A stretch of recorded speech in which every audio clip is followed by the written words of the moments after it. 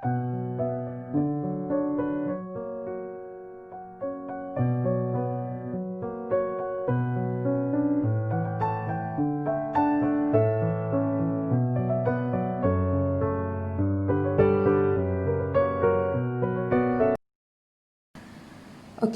satu kaedah untuk kita senang nak hafal tentang kelangsingan dan juga kenyaringan bunyi adalah dengan cara kita bina akronim. Okey, jadi cikgu buat dua akronim. Yang pertama LAF dan yang kedua adalah NAM. Okey, untuk yang pertama, LAF ni pangkal L besar, LA dan juga F besar. Okey, so LA itu adalah untuk kelangsingan. Root wordnya adalah langsing. Okey. Dan F adalah untuk frekuensi. Jadi kelangsingan adalah bergantung kepada frekuensi. So kita hanya hafal akronim LAF. Okey, dan yang kedua adalah NAM. Okey, NAM pangkal N besar dan juga AM. N adalah untuk nyaring. Root word bagi kenyaringan. Dan AM adalah untuk amplitude. Jadi kenyaringan dipengaruhi ataupun bergantung kepada amplitude. Kita hanya hafal akronim NAM.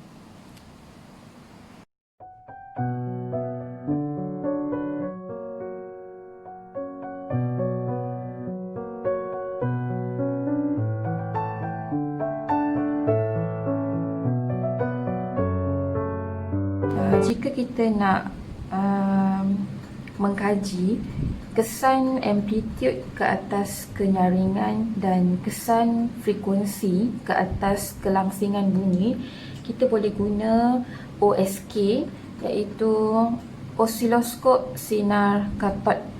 Jadi pada OSK ini kita dapat dengar bunyi yang terhasil dan kita dapat lihat corak ataupun bentuk gelombang bunyi.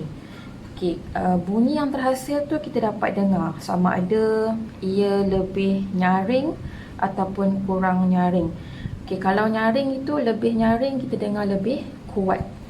Contohnya macam kita kuatkan volume radio, volume handphone. So kita dapat dengar sesuatu bunyi itu dengan lebih kuat.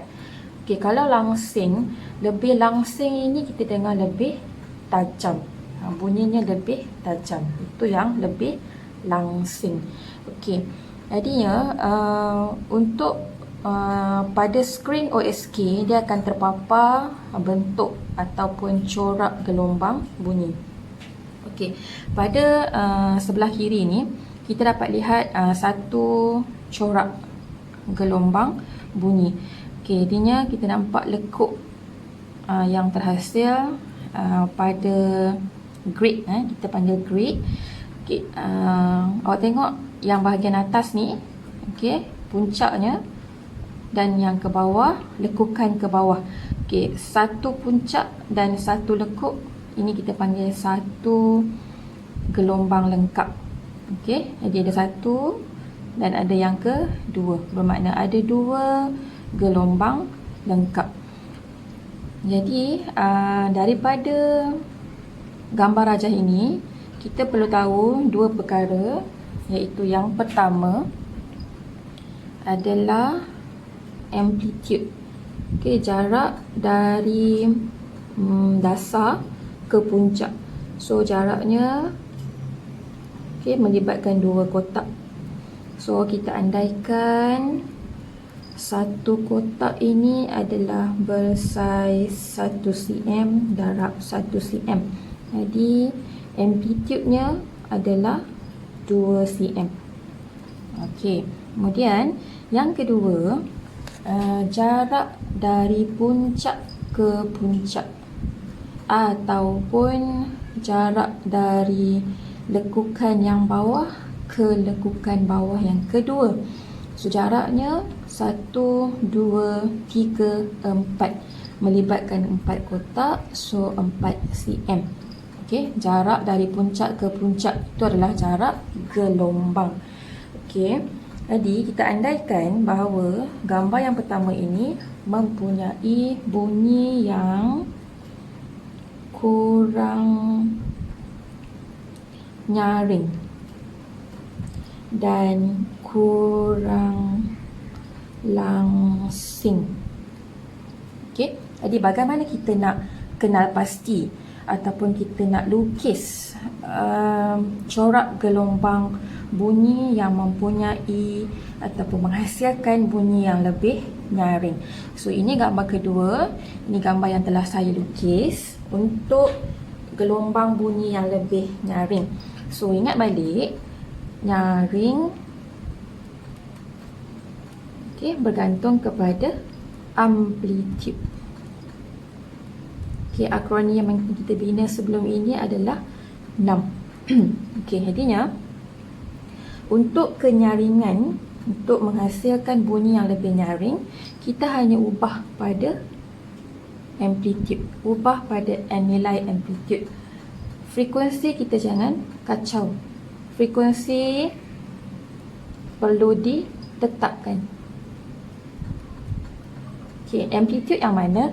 Amplitude adalah jarak daripada bukit, daripada puncak ke dasar. Jadinya yang ini, yang sebelah kiri kurang nyaring, amplitude-nya melibatkan 2 kotak, iaitu 2 cm ketinggiannya. Jadi kita nak ubah amplitude untuk dapatkan bunyi ataupun untuk hasilkan bunyi yang lebih nyaring. So kita tingkatkan nilai amplitude-nya. Jadi di sini puncak bukitnya daripada 1 kotak sahaja saya tingkatkan melibatkan 2 kotak. Kemudian ke bawah, ke bahagian dasar pun sama, melibatkan 2 kotak. Jadi jarak daripada puncak ke dasar, puncak ke dasar 1, 2, 3, 4 kotak bermakna 4 cm. Daripada 2 ke 4. Sama juga dengan puncak yang kedua, juga 4 cm. Jadinya jarak dari puncak ke puncak kita jangan ubah, kita tetapkan. Itu adalah frekuensi. Jarak dari puncak pertama ke puncak kedua jangan diubah, masih 4. 1, 2, 3, 4, masih 4 cm. Yang diubah hanyalah pada amplitude-nya. Jadi kita nampak kat sini 1 gelombang lengkap dan 2 gelombang lengkap. Masih sama bilangan gelombangnya, iaitu 2 gelombang lengkap. Jadi pada gambar rajah ini kita dapat nampak, kita dapat lihat corak gelombang yang terhasil adalah mempunyai amplitude yang lebih besar dan menghasilkan bunyi yang lebih nyaring. Yang kedua, bagaimana pula cara untuk lukis gambar rajah corak gelombang bunyi yang mempunyai bunyi yang lebih langsing. Yang kedua. Jadi langsing akronimnya adalah LAF. So langsing bergantung kepada frekuensi.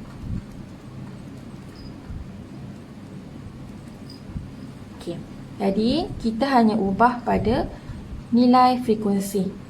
Manakala pada amplitude perlu ditetapkan. Tetap. Jadi bila frekuensi ini bermakna jarak dari puncak ke puncak akan jadi lebih pendek berbanding yang pertama, yang kurang langsing. Yang ini yang lebih langsing. So jarak dari puncak ke puncak akan jadi lebih pendek, manakala bilangan gelombang lengkapnya akan bertambah. Dia nampak lebih rapat, lebih kurus. Senang nak ingat juga bahawa bila kita sebut langsing, biasa kita akan lebih langsing, lebih kurus. Jadi kita nampak kita punya corak gelombang bunyi lebih kurus berbanding yang kurang langsing. Okey.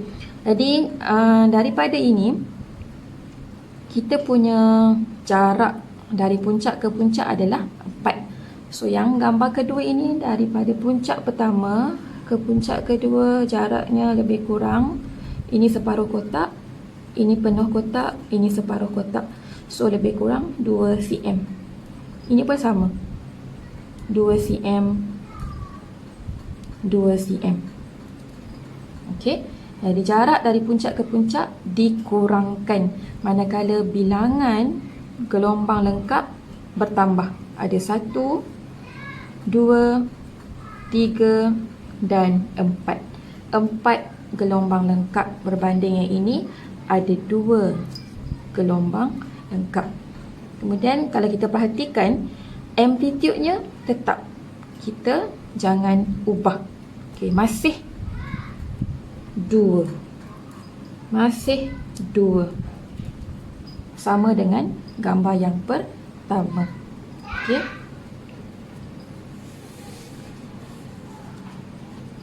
Okey, ini lebih nyaring, ini lebih langsing. Okey, gambar yang ini, gambar yang pertama tadi, semakin besar amplitude, semakin tinggi,